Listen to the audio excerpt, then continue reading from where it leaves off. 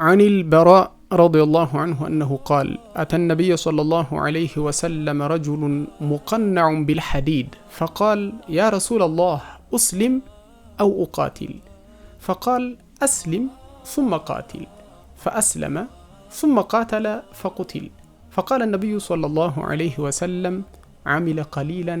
وأجر كثيرا سبحان الله يا أحبتي في الله بزي حديث عند تلك نجر نمار لن إهم من النو إيمان كهلم نجر تقدامين دهونه ملكام سراوش كالله سبحانه وتعالى تقبينت لاغنيو زند مجمريا ساريو مؤمن مهون اللبت بالله تبارك وتعالى جيتنت يامننا በነብዩ መሐመድ ሰለላሁ ዐለይሂ ወሰለም መልእክተኝነት ያመነ መሆን አለበት ለዛም ነው ይህ ግለሰብ ትጥቁን አሟልቶ ለዘመቻ ራሱን አዘጋጅቶ ወደ ነብዩ ሰለላሁ ዐለይሂ ወሰለም ሄደና ሲጠይቃቸው ልዋጋ ወይ ወደ ጂሃድ ልሳተፍ ወይ ነው ወይስ መጀመሪያ ወደ እስልምና መግባት አለብኝ ብሎ የጠየቃቸው ጊዜ ውዱ ነብያችን ሰለላሁ ዐለይሂ ወሰለም ምንን አስተማሩት አስሊም አሉት መጀመሪያ ሙስሊም ሁን يعني ወደ እስልምና ግባ ከዛ በኋላ ጂሃድ ላይ ተሳተፋለህ አሉትኝ ይህም ግለሰብ ወደ እስልምና ገባ ተውሂዱን አስተካከለ ከዛ በኋላ ጂሃድ ተሳተፈ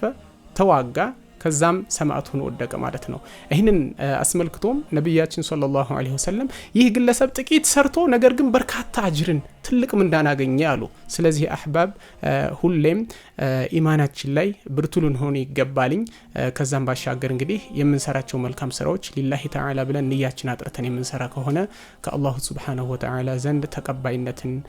ያገኛል ባረከላሁ ቢኩም